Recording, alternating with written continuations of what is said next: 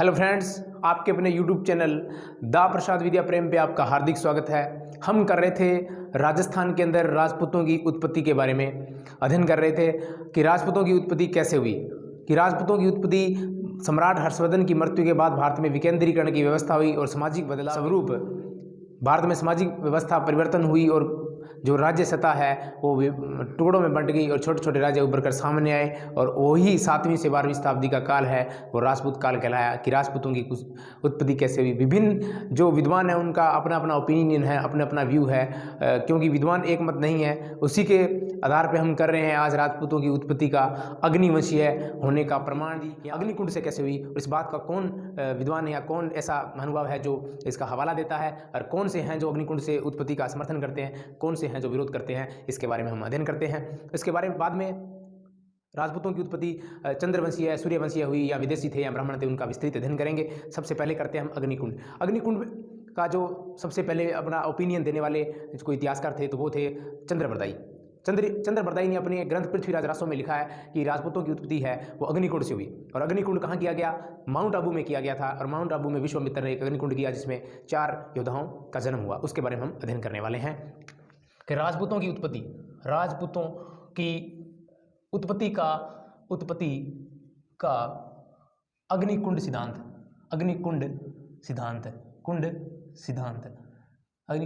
है। सबसे पहले करेंगे हम इसका समर्थन करने वाले। किस बात का समर्थन कौन करते हैं? पहली बात तो इसका ओपिनियन या व्यू या ये कहानी किसने सुनाई उसके बारे में, कि एक इतिहासकार हुआ था राजस्थान में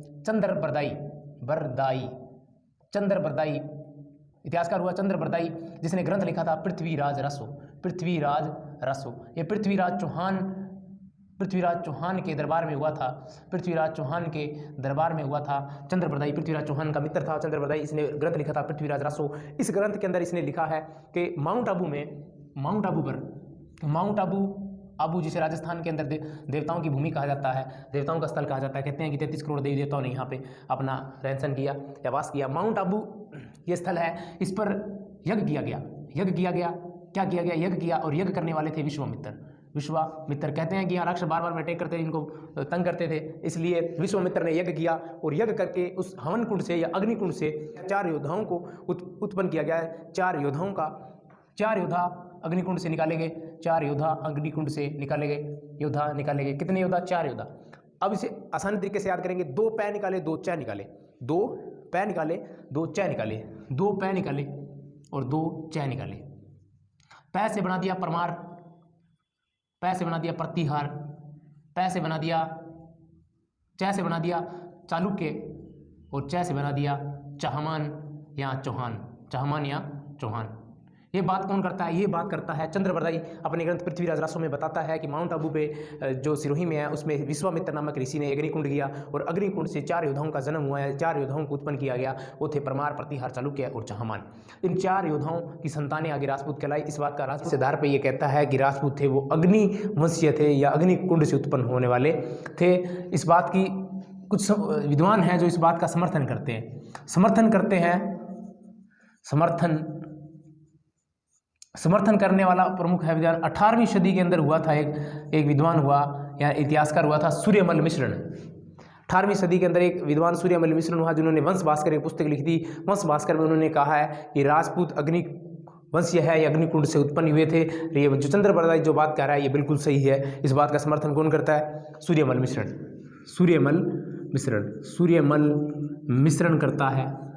करता है। मिश्रण यानी कि मिश्रित बातें करता है।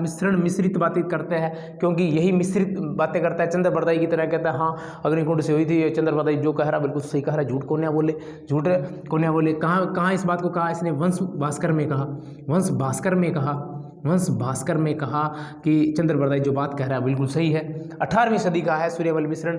लेकिन इसके बाद जो समर्थन करने वाले हैं वो है नैणसी राजस्थान के इतिहास में प्रमुख इतिहासकार है नैणसी। इन्होंने लिखी थी मुहनोत नैणसी। नाम है इनका मुहनोत नैणसी और इन्होंने किताब लिखी थी नैणसी रिख्यात। ये ख्यात थी। इस बात में भी इन्होंने अग्निकुंड का भी, राजपूतों की उत्पत्ति अग्निकुंड से हुई, इस बात का समर्थन किया। नैणसी भी कहते हैं, क्योंकि ये राजपूतों के दरबार में थे, जो जैसा कहते थे वैसा लिखते थे, तो नैणसी ने कह दिया हाँ सही बात है, चंद्रप्रदा जो बात बोल रहा है बिल्कुल सही बोले, ये बात बिल्कुल सही बोलता है, झूठ कौन या बोले। इसने भी इस बात का समर्थन कर दिया कि राजपूत कैसे थे, अग्निवंशीय थे या कैसे थे, अग्निकुंड से उत्पन्न हुए थे। किसने? मेहनूत नौणसी ने कर दिया। मेहनूत नैणसी है वो जोधपुर यानी कि मारवाड़ का निवासी था, और इसने इस बात का समर्थन कर दिया कि नैणसी ख्यात में ये अग्निवंशीय थे। कौन? रास। अब दो इतिहासकार आते हैं, विदेशी इतिहासकार है विलियम क्रूक और colonel James Tod. Colonel James Tod और विलियम क्रूक है वो अप्रत्यक्ष रूप से इस बात का समर्थन करते हैं कि राजपूत है वो अग्निवंशीय है, लेकिन वो इस बात का समर्थन इस तरह नहीं करते हैं कि अग्निकुंड से उत्पन्न किया गया था, क्योंकि वो किंवदंतियों में विश्वास नहीं करने वाले। लेकिन वो उन्होंने इसका एक सरलीकरण करके या इसका एक अच्छा व्यू दिया। उन्होंने क्या कहा? विलियम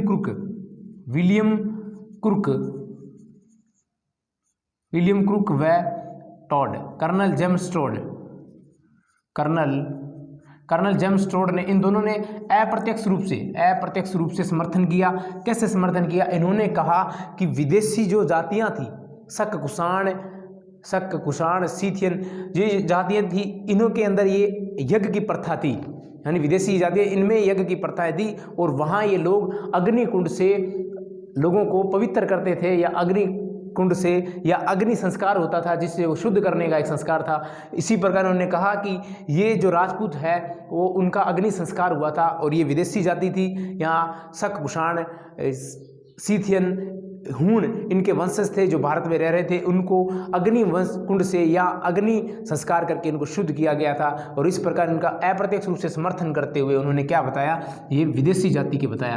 राजपूत कैसे हैं? विदेशी जाति के हैं। हम जब इन राजपूतों की उत्पत्ति के संबंध में जो विचार है या जो विदेशी जाति के राजपूतों को मानते हैं, उसके अंदर भी इसका विस्तृत अध्ययन करेंगे। विदेशी जाति का बताया, लेकिन अप्रत्यक्ष रूप से समर्थन किया। कहा कि अग्नि संस्कार से उन्हें संस्कार से शुद्ध किया करके अपना लिया गया, शुद्ध करके अपना लिया। किसे अपना लिया गया? ये कहता है, ये कौन थे? ये या तो यूनानी थे या सीथियन थे, यूनानी, सीथियन, हूण, कुषाण और शक, इन सब के वंशज थे। इन्हीं के वंशज थे जिनको भारतीय इतिहास के अंदर अग्नि संस्कार द्वारा पवित्र करके और भारतीय संस्कृति में इनको समाहित कर लिया गया, यहाँ मिला लिया गया। राजपूतों की उत्पत्ति का जो अग्निकुंड से उत्पन्न हुआ या अग्निवंशीय होने का सबसे बड़ा अभिलेखीय प्रमाण क्या हो सकता है? वो प्रमाण ये हो सकता है कि हमें अजमेर के सिसाना से एक अभिलेख मिला है, जिससे ये साबित होता है या ऐसा लगता है, ऐसा प्रतीत होता है कि राजपूतों की उत्पत्ति अग्निकुंड से हुई या राजपूत अग्निवंशीय थे। राजपूतों के अग्निवंशीय होने का सबसे बड़ा प्रमाण, होने का अभिलेखीय प्रमाण कहाँ से मिला हमें? प्रमाण है सीसाना, अजमेर से अभिलेख मिला है, सीसाना अभिलेख है, जिससे हमें जानकारी मिलती है। और ये प्रतीत होता है, ऐसा लगता है कि राजपूतों की उत्पत्ति वंश से या अग्निवंशीय हैं, या राजपूतों की उत्पत्ति है अग्निकुंड से हुई, इस बारे में जानकारी मिलती है, या अग्नि संस्कार से हुई, इस बात की जानकारी हमें सिसाना अभिलेख से मिलती है, जो अजमेर के अंदर से मिला है। अब है कि इसका खंडन करने वाले, किसका खंडन करने वाले? इसकी उत्पत्ति का जो अग्निकुंड सिद्धांत है कि राजपूतों की उत्पत्ति अग्निकुंड से हुई, इस बात का खंडन करने वाले या विरोध करने वाले कुछ इतिहासकार या विद्वान है, उसके बारे में हम अध्ययन करते हैं। कि सबसे पहले एक विद्वान का नाम आता है ओझा ने इस बात का खंडन किया। किस बात का? कि राजपूतों की उत्पत्ति अग्निकुंड से हुई होगी, और उन्होंने इसका प्रमाण दिया अग्नि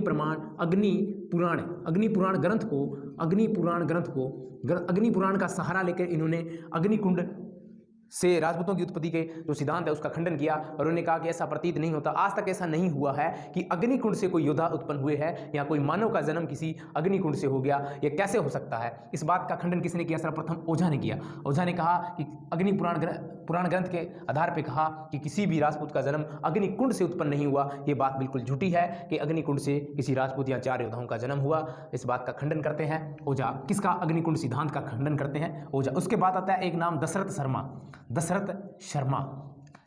राजस्थान इतिहास में बहुत बड़ा नाम है दशरथ शर्मा ने कहा कि राजपूतों की जो अग्निकुंड का सिद्धांत जिसने दिया है या अग्निकुंड की जो विचारधारा है या जो ये विचार है, ये भाटों, चारणों और राजपूतों की मानसिक कल्पना मात्र है। क्या बोला कि राजपूत भाट और चार इनकी क्या है, मानसिक कल्पना है, मानसिक कल्पना है। क्या बोला, मानसिक कल्पना। किसने बोला, दशरथ शर्मा ने कहा कि राजपूतों की उत्पत्ति का जो अग्नि सिद्धांत है या अग्निवंश या होना या अग्निकुंड से उत्पन्न होने का जो विचार है या सिद्धांत है, ये राजपूतों की, भाटों की, चारणों की एक मानसिक कल्पना है। अपने राजाओं की वाई लेने के लिए चारणों और भाटों ने ऐसे अग्निकुंड होने के प्रमाण के जो गीत गाए उन्हें राजपूतों ने मान लिया। ये बात झूठी है, इस बात को खंडन करते हैं दशरथ शर्मा। कहा कि ये राजपूतों, भाट, चारण और भाटों की मानसिक कल्पना है। अब एक नाम और आता है डॉक्टर गोपीनाथ शर्मा, राजस्थान इतिहास में बहुत बड़ा नाम है गोपीनाथ शर्मा। डॉक्टर गोपीनाथ शर्मा कहते हैं कि ये चंद्रबरदाई की एक मानसिक कल्पना है, क्योंकि ये सिद्धांत किसने दिया, सर्वप्रथम ये सिद्धांत दिया था चंद्रबरदाई ने अपने ग्रंथ पृथ्वीराज रासों में लिखा था। क्योंकि चंद्रबरदाई पृथ्वीराज चौहान तृतीय, जो चौहान वंश का राजा हुआ पृथ्वीराज चौहान तृतीय, जिसने त्राइन के युद्ध लड़े थे, और उसके दरबार में था चंद्रबरदाई, और चंद्रबरदाई पृथ्वीराज चौहान का मित्र था। उसने ग्रंथ लिखा था पृथ्वीराज रासो, उसमें उसने कहा कि राजपूतों की उत्पत्ति है वो अग्निकुंड से हुई, और अग्निकुंड से 4 योद्धाओं को उत्पन्न किया गया। 4 योद्धा थे, 2 पै, 2 चै, पै प्रतिहार, पै परमार, चै चालुक्य, चै चाहमान। और इसी प्रकार गोपीनाथ शर्मा ने इसका खंडन किया कि यह चंद्रबरदाई की मानसिक कल्पना है, चंद्रबरदाई की मानसिक कल्पना है, चंद्रबरदाई की कल्पना मात्र है और इससे बड़ा कुछ नहीं है। इस प्रकार अलग अलग इतिहासकार अलग अलग व्यू देते हैं कि कोई कहते हैं अग्निकुंड से इसका जन्म हुआ होगा, लेकिन कोई कहते हैं ऐसा अग्निकुंड का जन्म नहीं हो सकता। क्यों नहीं हो सकता, क्योंकि ये तो तार्किक बात है, वैज्ञानिक बात है, किसी अग्निकुंड से कैसे उत्पन्न हो सकता है। हाँ, ये हो सकता है कि अग्निकुंड का कोई संस्कार हो, कि अग्नि संस्कार करके किसी जाति को शुद्ध किया जा सकता, पवित्र किया जाता, ये तो चलता ही आ रहा था। और इस बात का जो समर्थन है वो कर्नल जेम्स टोड और विलियम क्रूक इसलिए करते हैं कि विदेशी जाति शक, कुषाण, हूण, सीतियन है, उनके अंदर ऐसा संस्कार था, यज्ञ संस्कार उन्हीं से आए थे, और उनका मानना है कि ये अग्नि संस्कार करके उन्हीं जातियों को शुद्ध करके भारतीय संस्कृति में शामिल किया गया था, और इस कारण उन्होंने राजपूतों को विदेशी बताया। करने वाले हैं राजपूतों की उत्पत्ति के संदर्भ में एक ब्राह्मण विचारधारा, वो ये है कि कुछ विद्वान मानते हैं कि राजपूतों की उत्पत्ति है वो ब्राह्मणों से हुई है, यहाँ राजपूत है वो ब्राह्मणों के ही वंशज है। इस बारे में हम अध्ययन करेंगे कि सबसे पहले डॉक्टर भंडारकर ने एक व्यू दिया था। उन्होंने कहा था कि जो राजपूत है वो विदेशी ब्राह्मण की संतान है। बाद में उसके कई इतिहासकारों ने या कई विद्वानों ने उनको ब्राह्मण साबित करने की पूर्ण कोशिश की गई, विभिन्न अभिलेखों के माध्यम से, विभिन्न तर्कों के माध्यम से। उसका हम अध्ययन करने वाले हैं कि राजपूतों को ब्राह्मण कौन कहता है या ब्राह्मण का वंशज कौन बताता है। राजपूतों की उत्पत्ति का ब्राह्मणीय सिद्धांत, उत्पत्ति का ब्राह्मणीय सिद्धांत। यहाँ कह लो कि राजपूतों को ब्राह्मण किसने कहा, ब्राह्मण किसने बताया, ब्राह्मणीय सिद्धांत क्या कहता है। सबसे पहले डॉक्टर भंडारकर ने बताया कि राजपूतों की उत्पत्ति है वो विदेशी ब्राह्मण से हुई है, किसी विदेशी ब्राह्मण से हुई है। क्या बताया, राजपूतों की उत्पत्ति कैसे हुई, विदेशी ब्राह्मण से राजपूतों की उत्पत्ति हुई। इस बात की जानकारी हमें डॉक्टर भंडारकर देते हैं। उसके बाद एक अभिलेख आता है मंडोर का अभिलेख। मंडोर जोधपुर यानी कि मंडोर राजस्थान के जोधपुर में है। मंडोर अभिलेख से पुष्टि होती है कि प्रतिहार है वो ब्राह्मण थे। प्रतिहार यानी कि चंद्रबरदाई ने कहा था कि अग्निकुंड से प्रतिहार निकले थे, और लेकिन यहाँ पे ये खंडन करते हुए कहते हैं कि प्रतिहार है वो ब्राह्मणों की संतान थी। ब्राह्मण हरिश्चंद्र और उसकी पत्नी माद्रा की संतान, माद्रा की संतान प्रतिहार थे। इस बात की जानकारी कहाँ से मिलती है, इस बात की जानकारी हमें मंडोर लेख से मिलती है। मंडोर जोधपुर का शिलालेख है जिसमें प्रतिहारों को ब्राह्मण वंश का बताया। किसमें, ब्राह्मण वंश का, प्रतिहारों का ब्राह्मण वंश में बताया गया है। और इस शिलालेख में इस बात की जानकारी मिलती है कि प्रतिहार है वो एक ब्राह्मण था, हरिश्चंद्र, ब्राह्मण हरिश्चंद्र व उसकी पत्नी जिसका नाम था पत्नी माद्रा, हरिश्चंद्र और माद्रा ये कौन थे, ब्राह्मण थे।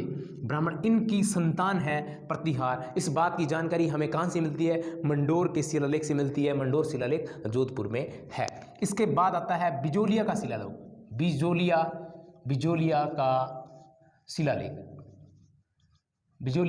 शिलालेख। भीलवाड़ा, बिजोलिया भीलवाड़ा में है। बिजोलिया का शिलालेख है जिसमें कहा गया कि वासुदेव का उत्तराधिकारी सामंत था वो वत्स गोत्रीय ब्राह्मण था। वासुदेव का उत्तराधिकारी सामंत सिंह था और वो वत्स गोत्रीय ब्राह्मण था। इस बात की जानकारी हमें बिजोलिया शिलालेख से मिलती है। इंपॉर्टेंट प्रश्न है एग्जाम की दृष्टि से, क्योंकि पटवार 2015 में प्रश्न पूछा गया था कि निम्न में से किस अभिलेख में चौहानों को वत्स गोत्रीय ब्राह्मण कहा गया है। वो है बिजोलिया का शिलालेख जिसमें वासुदेव चौहान के उत्तराधिकारी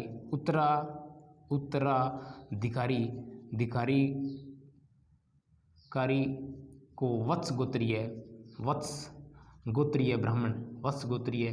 क्या कहा गया? ब्राह्मण कहा गया है।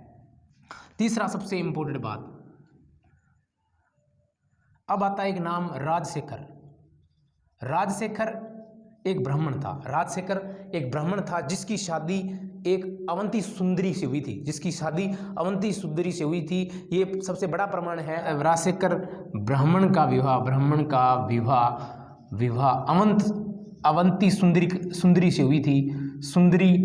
सुंदरी से हुई या होना चौहानों का ब्राह्मण होना बताया गया। चौहानों का ब्राह्मण होने का सबसे बड़ा प्रमाण है। ब्राह्मण होने का बड़ा प्रमाण है, क्योंकि राजशेखर ब्राह्मण था तो अवंती सुंदरी है वो भी ब्राह्मण थी, यानी कि चौहानों की बेटी थी। और ब्राह्मण था तो ब्राह्मण के साथ शादी हो सकती थी। ये राजपूत शासक थे, ये ब्राह्मण के अपनी पुत्री की शादी ब्राह्मण से क्यों करते? इसलिए इस आधार पे उन्होंने कहा कि ये चौहान थे, ब्राह्मण थे। लेकिन ऐसा प्रतीत नहीं होता है, क्योंकि ये इनका समर्थन में करने वाले फिर खंडन करने वाले भी होंगे। इसके बाद आता है, अब एक नाम आता है डॉक्टर गोपीनाथ शर्मा। डॉक्टर गोपीनाथ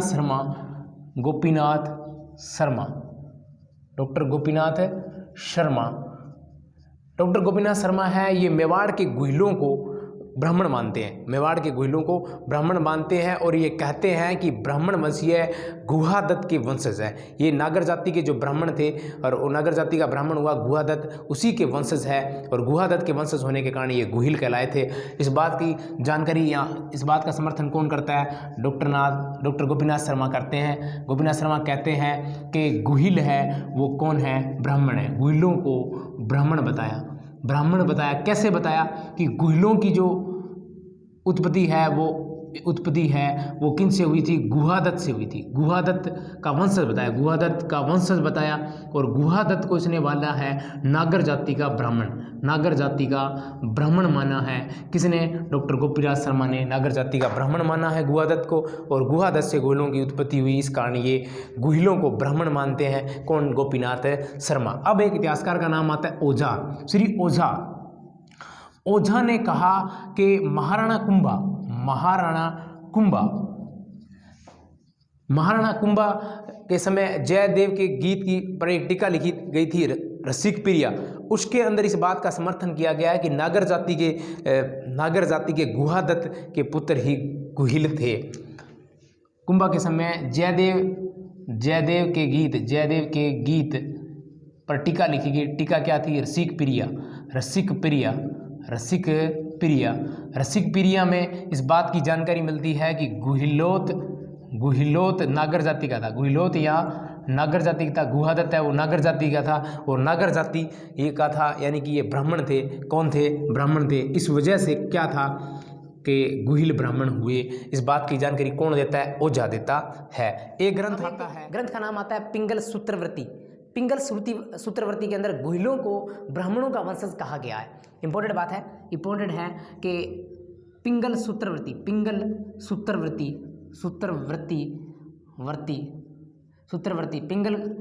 सूत्रवृत्ति में किसको? गुहिलों को क्या कहा गया है? गुहिलों को ब्राह्मणों का वंशज बताया गया है पिंगल सूत्रवृत्ति के। और इस बात से स्पष्ट होता है कि गुहिल है वो ब्राह्मण थे या राजपूत ब्राह्मण थे। अब एक नाम आता है खंडन करने वाले भी थे ना। खंडन करने वालों में सबसे बड़ा नाम है वो है डॉक्टर दशरथ शर्मा। डॉक्टर दशरथ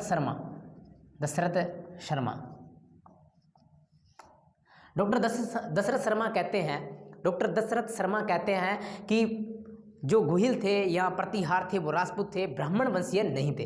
क्यों नहीं थे? उन्होंने कहा कि विभिन्न इतिहासकारों ने ब्राह्मणवादी विचारधारा से ओतप्रोत होकर इस तरह के व्यू दिए हैं, या अभिलेख लिखाने वाले थे वो ब्राह्मणीय मानसिकता के थे। इसलिए ब्राह्मणों को सर्वोपरि रखने के लिए, हर जगह ब्राह्मणों को सर्वोपरि रखने के लिए उन्होंने क्या किया, कहीं ब्राह्मणों का वंशज बताया, हर क्षेत्र में ब्राह्मणों का वर्चस्व स्थापित बताया गया, या वर्चस्व होने की वजह से अपनी श्रेष्ठता साबित करने के उद्देश्य से उन्होंने ब्राह्मणों का वंशज बताया। इस बात का प्रमाणों के साथ खंडन करते हैं डॉक्टर दशरथ शर्मा।